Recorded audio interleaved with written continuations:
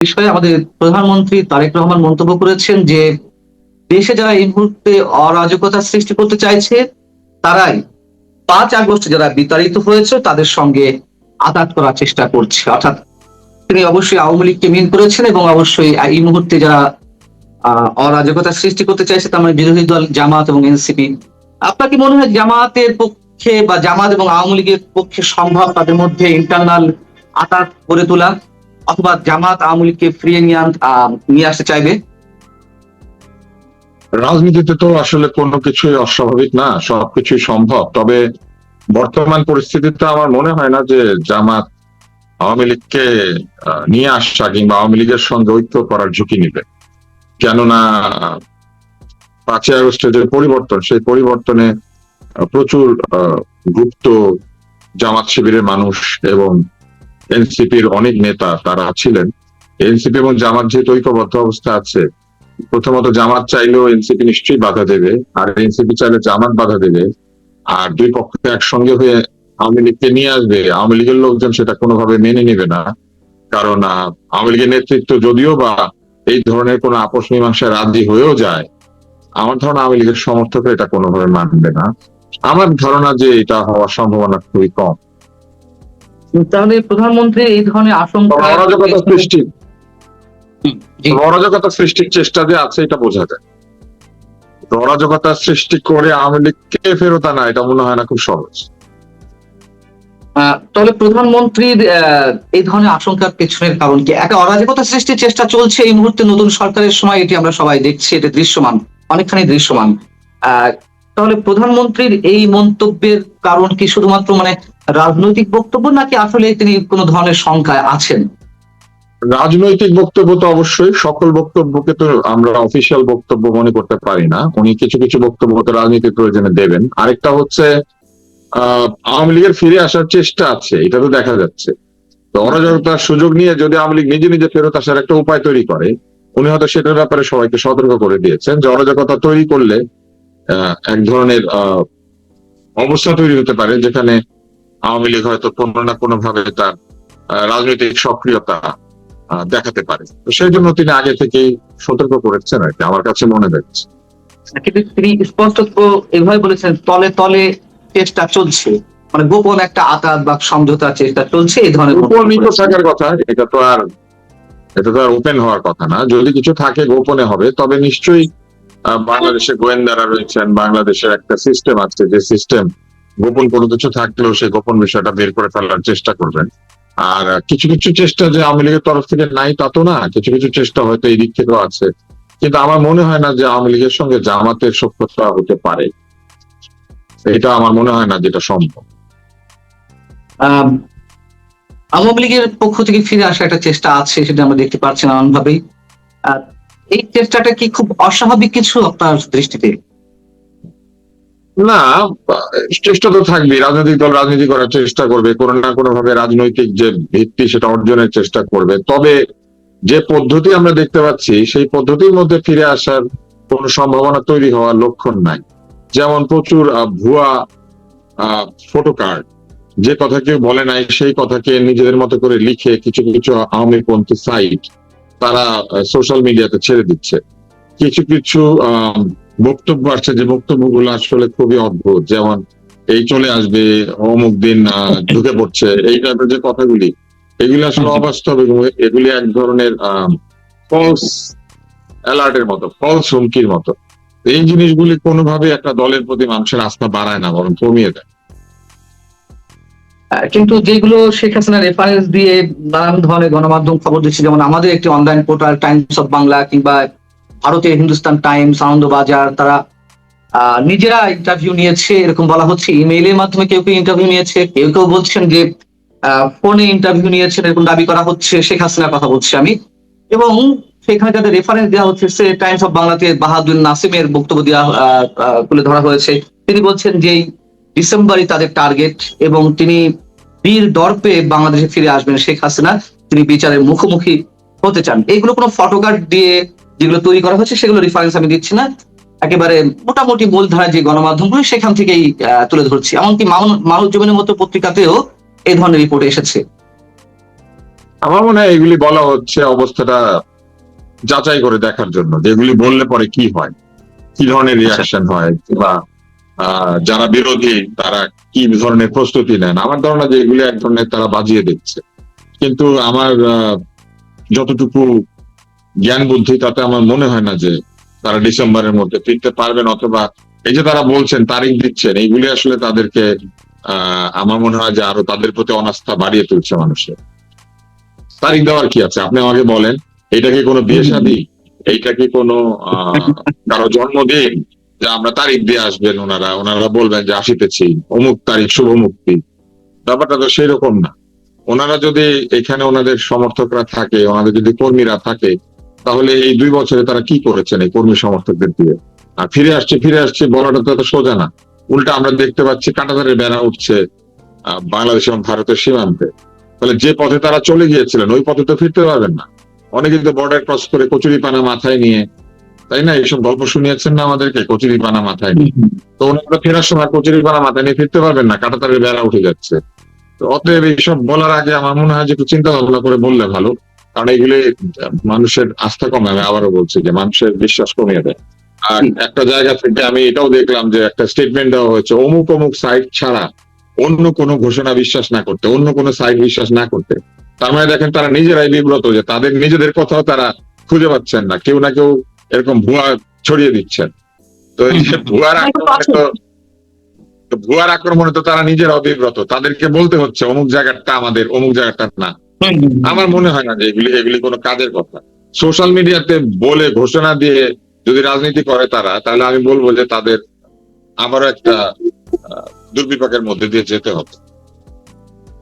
অবশ্যই আপনি যে সাইট গুলোর কথা বলছেন, বা ভুয়া বা যারা গুজব ছড়ায় কিংবা ফটোকার্ডিনাই যে একটা ট্রেন্ড শুরু হয়েছে, আমিও দেখেছি অবশ্যই অনেক ধরনের ভুয়া খবর বেরোচ্ছে। আমি সেগুলো রেফারেন্স দিচ্ছি না, বরঞ্চ বাহাদুর নাসিম ফরমালি আমাদের মূলধারা কয়েকটি গণমাধ্যমে যে বক্তব্য দিয়েছে, সেখানে আবার বলা হচ্ছে প্রয়োজনে 15 আগস্টের আগে ট্রাভেল পাস চাইতে পারেন শেখ হাসিনা ভারতে বাংলাদেশ হাই কমিশনের কাছে। প্রথম প্রশ্ন হচ্ছে যে এটির কোনো সুযোগ আছে কিনা। দ্বিতীয় প্রশ্ন হচ্ছে, আপনি বলছেন যে এগুলো তো বাজিয়ে দেখছে, যে বিরোধী যারা আছে আওয়ামী লীগের তাদের মধ্যে কি ধরনের রিপার্কেশন তৈরি হয়। রিপার্কেশন জায়গা থেকে আমরা দেখলাম সাবেক উপদেষ্টা আসিফ নজরুল কিংবা সাবেক উপদেষ্টা মাহফুজ আলমের দুটি স্ট্যাটাস, এবং এই ধরনের বক্তব্যকে কেন্দ্র করে এই যে গুঞ্জন শেখ হাসিনা ফিরে আসা, সেই জায়গা থেকে রিপার্কেশনটি কি আসলে তাদের মন মতো হয়েছে, বা আওয়ামী লীগের এর দ্বারা অনুপ্রাণিত হচ্ছে কিনা? ওনার তো পাসপোর্ট বাতিল করা আছে, অতএব ওনাকে তো ট্রাভেল পাসই চাইতে হবে। যেহেতু বাংলাদেশে সরকার এবং অন্যরা তার বিচার করতে চায়, তাহলে ট্রাভেল পাস চাইলে ট্রাভেল পাস দিয়ে দিলে তো উনি আসবে। আসলে তো স্বাভাবিকভাবেই তাকে বিচারের মুখোমুখি হতে হবে। তো ট্রাভেল পাস চাইলে এটা তো দেখাই যাবে। এটা আবার বলার কি আছে অত তারিখে ট্রাভেল পাস চাইতে পারেন? আমি জিনিসটা বুঝতে পারছি না। মানে আপনি মনে করেন একজন ব্যক্তি, আপনার 3 দিন পরে আপনি গোসল করবেন ধরেন, আপনি 3 দিন আগে থেকে ঘোষণা দিচ্ছেন যে আমি কিন্তু বাথরুমে ঢোকার জন্য আমি এখন একটা তোয়ালে খুঁজছি, আমি কিন্তু তোয়ালে চাইবো, 15 দিনের আগে আমি তোয়ালে চাইবো। এখন এই তোয়ালের জায়গায় বসান ট্রাভেল পাস, বাথরুমের জায়গায় বসান এমবাসি, তাই না? গোসল বলতে বোঝান যে বাথরুমে প্রবেশ করা এমবাসিতে। তো এটা কেমন হয়ে গেল না? ট্রাভেল পাস চাইলে চাবেন, যেদিন চাবেন সেদিন নিউজ করুন, চাইতে পারি, বলতে পারি। কিন্তু আমার বাথরুমে যাওয়ার সঙ্গে তো আর জনগণের উপস্থিতির বিষয় নেই, যেহেতু বাহাদুর নাসিম বলছেন অন্য উপস্থিতি আছে। বাথরুমে ধরেন টিকটিকি আছে, হ্যাঁ, তেলাপোকা আছে, তাই না, বাথরুমের আছে। মানে আমি উদাহরণটা যেটা দিয়েছি সেটা হচ্ছে যে একটা উদাহরণের মতো, যে আপনি 3 দিন পরে কি করবেন এটার জন্য আজকের থেকে বলা আমি অমুক দিন তোয়ালে চাইবো, ব্যাপারটা কেমন না? যে কোনো কিছু হতে পারে। আপনি হোটেলে যাবেন, 3 দিন আগে থেকে বলছেন আমি কিন্তু 15 দিন হোটেলে খাবো, আমি কিন্তু স্যান্ডেল খুঁজবো। তো এইগুলা কেমন অদ্ভুত না? আপনি যেদিন চাবে সেদিন চাবে, সবাই জানবে যে ওদিন চেয়েছে। এত আগের থেকে ঘোষণা দরকার আছে? এটা কি ঢোল বাজানোর জিনিস? না, কিন্তু এখানে তারা ঢোল বাজাচ্ছে, তাদের বক্তব্যের মধ্য দিয়ে ফুটে উঠছে যেদিন শেখ হাসিনা ফিরবেন সেদিন বিমানবন্দরে জনসমাগমের ব্যাপক উপস্থিতির জন্য প্রস্তুতি নেওয়া হচ্ছে। এই যে নেতা কর্মীদের চাঙ্গা করা কিংবা একটা প্রস্তুতি গ্রহণের বিষয়, সেই জায়গা থেকে তো তাদের মধ্যে একটা উদ্দীপনা তৈরি করতে হবে। তাদের ওনারা এগুলা বলে আর ওনাদের নেতা কর্মীদের উপরে দেখা যায় যে আরো ভালো করে সিস্টেম অ্যাপ্লাই হয়, তার আরো কিছু নতুন নিরীহ লোকজন জেলখানায় ঢুকে যাবে। ওনারা এগুলা উল্টা ওনাদের কর্মীদের ক্ষতি করে। আসবে না টাসবে না কিছু না, কিন্তু এইখানে অমুক দিন জনসমাবেশের হুমকি আছে, অতএব ধরে ধরপাকড় করে ধরেন আরো কিছু লোকজন জেলখানায় ঢুকে যাবে। এগুলা কেন করে আমি জানি না, এগুলা কোনো বলার জিনিস না। উনি প্লেনে উঠবে, লোকে জানবে তো উনি প্লেনে উঠেছে। উনি ট্রাভেল পাস নিবে, লোকে জানবে না, তা আগের থেকে বলার কি আছে? আর উনি আসলে পরে যদি এরকম জমায়েতই হয়, তো জমায়েত হইলে ওনারা তখন জমায়েত করবে। এত মানে আমি বুঝতেই পারি না যে এটা কি সানাই বাজায় সিঙ্গা বাজায় বলার মতো ব্যাপার যে আসিতেছে আসিতেছি। আর যে প্রশ্নটা ছিল যে আপনার বক্তব্য অনুযায়ী যে ধরেও নেই যে তারা আওয়ামী লীগের বিরোধী যারা আছে তাদের মধ্যে কোন ধরনের ক্রিয়া প্রতিক্রিয়া সৃষ্টি হয় তাদের এই ধরনের ঘোষণার মধ্য দিয়ে। তো আমরা দেখলাম যে এই ধরনের গুঞ্জনের মধ্য দিয়ে আসিফ নজরুল সাবেক উপদেষ্টা এবং আর এক সাবেক উপদেষ্টা মাহফুজ আলম ফেসবুকে পাল্টাপাল্টি স্ট্যাটাস দিলেন এবং সেখানে বলা হলো যে কিভাবে আওয়ামী লীগ ফিরে এসেছে, আওয়ামী লীগ রাজপথে না থাকলেও তাদের উপস্থিতি কতটা আছে সেটি তুলে ধরার চেষ্টা করেছেন মাহফুজ আলম। এবং পাল্টা আসিফ নজরুল একটা স্ট্যাটাস দিলেন যে আওয়ামী লীগ ফিরে আসেনি, এসেছে তাদের দম্ভ, তাদের যে আত্ম অহমিকা কিংবা দুর্নীতি ইত্যাদি ইত্যাদি এসব বলার চেষ্টা করেছেন। তাহলে কি রিপার্কেশনটা সত্যি হচ্ছে? আসিফ নজরুল কিংবা মাহবুব আলমের কি প্রতিক্রিয়া, এটা কি কিছু আসে যায়? তাদের তো কোনো দল নাই, তাদের কোনো রাজনৈতিক অবস্থানও নাই। অতএব ওনাদের প্রতিক্রিয়া ওনাদের যার যার ব্যক্তিগত প্রতিক্রিয়া, কি আসে যায়? আর মাহবুব আলম যেটা বলেছেন সেটা যত না আওয়ামী লীগের ফিরে আসা, তার চেয়ে বেশি হচ্ছে অন্তর্বর্তী সরকারের যত অন্যায় কুকর্ম সেটার একটা ফিরিস্তি। কারণ উনি তো বলেছে যেদিন মব হলো, যেদিন সংঘ নির্বাচিত হলো, এইসব বলেছেন না? যেদিন গণতন্ত্র ভুলুণ্ঠিত হলো, যেদিন ছাত্ররা ক্লাব বানালো, লুম্পেন হয়ে গেল, এইসব লিখেছেন না? এইগুলা তো উনি মূলত ডক্টর ইউনূসের শাসন আমলে যে অনেক কুকীর্তি হয়েছে সেগুলোর একটা বিষয় বলেছেন। তো এটা তো আর ওনার প্রতিক্রিয়া না, উল্টা এটা ডক্টর ইউনূসের শাসনকে এক ধরনের স্যাটায়ারিক ওয়েতে প্রেজেন্ট করা হয়েছে যে আওয়ামী লীগে ফেরত আসার দরকার নাই, ইউনূস সাহেব নিজে আওয়ামী লীগ ছিলেন, ব্যাপারটা এরকম। আর তো এটা করেছে মাহফুজ সাহেব। আর আসিফ নজরুল সাহেব তো শিক্ষকতা ফেরত গিয়েছেন, ওনার এখন এগুলা নিয়ে এত চিন্তা কেন, এটাও একটা প্রশ্ন। এই চিন্তা তো তার করার দরকারই নাই। অন্তর্বর্তী সরকারের কাজ শেষ হয়ে গিয়েছে, উনি তার পুরোনো পেশায় ফেরত গিয়েছেন। কে কোথা থেকে কিভাবে ঢুকে পড়লো তাদের তার কি? তিনি ওখানে বসবেন, উনি বসে বসে দেখবেন এবং দেখবেন ওনার ছাত্ররা যদি বিচারের মুখোমুখি হয় পতিত যারা নেতৃবৃন্দ, তাহলে ওনার কোন ছাত্র উকিল হয়, কোন ছাত্র কার পক্ষে দাঁড়ায়, উনি সেগুলো দেখবেন বসে বসে। কিন্তু এর মধ্য দিয়ে পাল্টা কোনো প্রশ্ন তোলার সুযোগ আছে কিনা যে মাহফুজ আলম বা আসিফ নজরুল্লাহ যেভাবে উঠে পড়ে লেগেছেন শুধু তা নয়, বিদেশেও ডক্টর ইউনূসের অনুসারীদের অনেকেই বেশ সরব, শুধু আওয়ামী লীগ নিয়ে নয়, যারা ডক্টর ইউনূস সরকারের বিভিন্ন বিতর্কিত কর্মকাণ্ডের বিষয় নিয়ে প্রশ্ন তুলছেন বা এক ধরনের জবাবদিহিতা চাওয়ার চেষ্টা করছে আমাদের মতো অনেকে, তাদেরকে এক ধরনের টার্গেটে পরিণত করা হচ্ছে যে আপনাদের মতো বা আমাদের মতো কিছু মানুষেরও নিশ্চয়ই কোনো ভিন্ন উদ্দেশ্য রয়েছে। এইগুলো বলার কারণ কি? অন্তর্বর্তী সরকারের যে কার্যক্রম, সেই কার্যক্রমই তাদেরকে নিরাপত্তাহীন করে ফেলেছে। কারণ তারা তো জানেন তারা কোথায় কোথায় কি কি গন্ডগোল করেছেন। অতএব যদি কখনো এরকম ফিরে আসার গল্প ওঠে তখনই তারা নিরাপত্তাহীন বোধ করতে থাকে। অন্তর্বর্তী সরকার যদি নিরপেক্ষ এবং নির্ভেজাল ভূমিকায় থাকতেন তাহলে তাদের চিন্তা করার জন্য কোনো কিছু দরকার হতো না। কিন্তু তারা তো মিথ্যা মামলা, ভুয়া মামলা, লোকজনকে হ্যারাস করা, স্বজনপ্রীতি করা, দুর্নীতি করা, টিকা না কিনে শিশু মৃত্যুকে ত্বরান্বিত করা, এরকম হাজারো রকমের উল্টাপাল্টা কাজ করেছেন। সিগনেচার ছাড়া প্রজেক্ট অনুমোদন করা, টাকা পয়সা নিজের পৈতৃক এলাকায় দিয়ে দেওয়া, নিজের স্বামীর সম্পত্তি উদ্ধার করা অথবা নিজের স্বামীর বন্ধুর সম্পত্তিকে প্রোটেক্ট করা, এরকম নানান কাণ্ড কারখানা করেছেন যেহেতু, তাই তারা বেশি উৎকণ্ঠিত হয়ে যান যখনই কথা উঠে যে এই বুঝিয়ে এলো, এই বুঝিয়ে এলো, এবং দেখা যায় তাদের অনেক ক্রিয়া প্রতিক্রিয়া হয়। আমার তো মনে হয় যে এই ক্রিয়া প্রতিক্রিয়া কেবলই তাদের এক ধরনের ভীতি, এক ধরনের শঙ্কা থেকে। আসলে এখন যে অবস্থা, আওয়ামী লীগ যদি ফিরে রাজনৈতিক কোনো কর্মকাণ্ড শুরুও করে, তাদেরকে তাদের ওই ইম্প্যাক্ট ফেলার মতো জায়গায় যেতে নিশ্চয়ই অনেক সময় লাগে। কিন্তু তারা এতটা আতঙ্কিত কেন? ডক্টর ইউনূসের ভুলভ্রান্তি করেছেন এই জন্য তারা আতঙ্কিত, কারণ তাদের ভুল ভ্রান্তি গুলা তখন অনেক উঠে আসবে উপরে, এই জন্য। আমি আরেকটা বিষয় আপনার কাছে প্রশ্ন রেখে উত্তরটা নিয়ে শেষ করতে চাই অনুষ্ঠানটি। সেটা হচ্ছে যে মার্কিন চুক্তি নিয়ে অনেক ধরনের আলোচনা হচ্ছে, গত অনবরত এই সরকার আসার পর থেকে নিয়মিত আলোচনা হচ্ছে, কিন্তু এর জায়গা থেকে যারা মার্কিন চুক্তি গৃহীতা করছেন, যারা মনে করছেন যে এটি সেফ গোলামী চুক্তি, আমাদের সার্বভৌমত্ব কিংবা আমাদের স্বাধীন মতামত গ্রহণের সিদ্ধান্ত একেবারে ভুলুণ্ঠিত, সেই জায়গা থেকে আহ সরকার কোন ধরনের রিভিউ এর জায়গা যাচ্ছে না, বাতিল তো দূরের কথা, ইভেন তারাও টার্গেটের শিকার হচ্ছে। এই যারা ডক্টর ইউনূসের অনুসারী তারাই টার্গেট করছেন, যারা মার্কিন চুক্তি নিয়ে কথা বলছেন।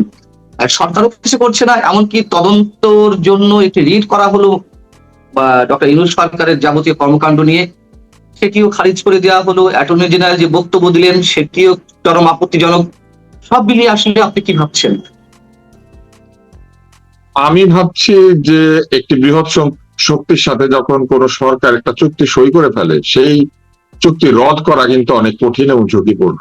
এই কাণ্ডটা ডক্টর ইউনূস করে গিয়েছেন এবং ডক্টর ইউনূসকে আমার মনে হয় যে সরকারের উচিত ডেকে ভালো করে তদন্ত করা। তবে ইউনূস পন্থীরা কিন্তু বলেছেন যে সরকার এটা জানতো, বলেছেন যে সরকারি দলকে জানিয়ে এটা করা হয়েছে, জামাত ইসলাম এটা জানতো, তাদেরকেও জানিয়ে করা হয়েছে। ফলে একদিকে যেমন ইউনূস সাহেবের লোকদেরকে প্রমাণ করতে হবে যে বিএনপি এবং জামাত এটা জানতো, অন্যদিকে বিএনপি এবং জামাতকেও বলতে হবে যে আমরা এটা জানতাম না। এবং যদি তারা সত্যি না জানেন তাহলে এই চুক্তিটা কেন করা হলো এটি নিয়ে একটা জিজ্ঞাসাবাদ করা উচিত ডক্টর ইউনূস এবং এই চুক্তির সাথে সংশ্লিষ্ট যারা ছিলেন। আরেকটি হচ্ছে এই চুক্তির কোন ধারাগুলি বাংলাদেশের অধিকার কিংবা বাংলাদেশের যে সার্বভৌম সিদ্ধান্ত নেওয়ার ক্ষমতা সেগুলিকে ক্ষুণ্ণ করে, এই বিষয়টা সরকারের পরিষ্কার করে বলা উচিত এবং এটা নিয়ে আমেরিকার সঙ্গে নেগোশিয়েট করা উচিত। কিন্তু আর কি কোনো স্কোপ আছে যেখানে সরকারি পররাষ্ট্রমন্ত্রী যখন বলেন যে এই চুক্তি নিয়ে সবাই জানতো, যদিও জামাত মৃদু আপত্তি করেছে, বিএনপি একেবারেই চুপ, এবং যেহেতু বিএনপির প্রতিনিধিত্ব করছেন এই মুহূর্তে, সরকারের প্রতিনিধিত্ব করছেন পররাষ্ট্র ডক্টর খলিলুর রহমান, তো সেখানে সরকার কি ক্লিয়ার করবে যে না আমরা জানতাম না? না, সরকারকে এই জিনিসটা বলতে হবে, জানলে বলতে হবে হ্যাঁ আমরা জানতাম। যদি তাদের কোথাও আপত্তি থেকে থাকে সেটাও বলা দরকার ছিল যে আমরা জানতাম কিন্তু এই জায়গাতে আপত্তি দিয়েছিলাম। অথবা তারা যদি পুরোটা মেনে নিয়ে থাকেন সেটাও তাদের পরিষ্কার বলে দেওয়া উচিত যে এটা জানতাম আমরা মেনে নিয়েছি, আর না মানলে সেটাও বলা উচিত। সেটি বলেছেন আপনি, যদি বলছেন সেটিও অনেকখানি শুনেছি আমরা অর্থ উপদেষ্টা রাশেদ আল তিতুমির সাহেব, তিনি বলেছেন যে এই চুক্তির প্রতি শ্রদ্ধা জানানো উচিত, তাহলে আর বাকি থাকছে কি? এখন এটা তো পলিটিক্যাল ডিসিশন। 2/3 আসন নিয়ে কোন দল যদি চুক্তিটাকে শ্রদ্ধা জানায়, রেসপেক্ট করে, তাহলে চুক্তিটা থাকবে। এবং চুক্তিটা থাকলে এই চুক্তির যা কিছু ভালো মন্দ সেটা সরকারকে তো ঘাড়ে নিতে হবে। সরকারের কাজকর্মে হয় সুবিধা হবে নাহলে অসুবিধা হবে। অতএব এই চুক্তিটাকে যদি তারা শ্রদ্ধা জানান, শ্রদ্ধার যে কোনো চুক্তিকে আপনি জানাতে পারেন, শ্রদ্ধা জানালেই তো আর চুক্তিটা ঘাড়ের উপর চেপে বসে না। কিন্তু চুক্তিটা যখন ঘাড়ের উপর চেপে বসবে, ওই চাপ মোকাবেলা করা এবং ওই চাপের মধ্যে থেকে নিজস্ব সিদ্ধান্ত বাস্তবায়ন করা, এই কাজগুলি যদি সরকার করতে পারেন তাহলে কোনো অসুবিধা নাই। কিন্তু সরকার যদি তার কার্যক্রমে বিঘ্ন অনুভব করেন, সেই বিঘ্ন অনুভব করলে কিন্তু আমাদের অসুবিধা হতে পারে। এবং সরকার যেসব জায়গাতে বিব্রত হবেন, সেই বিব্রত হওয়ার জায়গাগুলোতে আমাদের জন্য ক্ষতিকর হবে। তাই আমার মনে হয় সরকারের পরিষ্কার থাকা উচিত এই চুক্তির ব্যাপারে। কিন্তু সরকার প্রতিনিধিরা তো বারবার বলছে যে দেশের ক্ষতি হয় এমন কিছু বিএনপি সরকার করবে না, এই একই বক্তব্য সবাই দিচ্ছেন। কিন্তু ক্ষতির বিষয়গুলো তো বিশেষজ্ঞ যারা রয়েছেন, বিশ্লেষক যারা রয়েছেন, সুধী সমাজে প্রতিনিধিত্ব করেন, তারা এখন ক্ষতি হয় এরকম কিছু আপনি করবেন না, কিন্তু এই চুক্তিতে যা আছে সেখানে তো আসলে harm has to B defined, যে কিভাবে ক্ষতি হবে। তো এইখানে কিন্তু চুক্তিটা যদি বলবৎ হয় তাহলে যারা চুক্তির পক্ষে তারা বলবে যে না এখানে তো ক্ষতির কিছু নাই, চুক্তি করেছে, চুক্তি মেনেছে, এখানে যা আছে সেটাই উভয় পক্ষের সম্মতিতে হয়েছে, অতএব এটা নিয়ে উচ্চবাচ্য করা যাবে না। আর যারা মনে করবেন ক্ষতি হচ্ছে তারা তো ব্যাখ্যা করবেন কিভাবে ক্ষতি হচ্ছে। জনগণ সিদ্ধান্ত নেবে আসলে, যে জনগণ সিদ্ধান্ত নেবে যে কোন দিকে যুক্তি বেশি। এবং আমার ধারণা যে চুক্তিটা যদি সত্যি সত্যি খারাপ ইম্প্যাক্ট ফেলে তাহলে এটার মূল ক্ষতির শিকার হবে সরকারি দল। অনেক অনেক ধন্যবাদ আপনাকে আমাদেরকে সময় দেওয়ার জন্য। আপনি ভালো থাকবেন। দর্শক, আপনারা যারা শুনছিলেন নিশ্চয়ই আপনারা ভালো থাকবেন সেই প্রত্যাশা।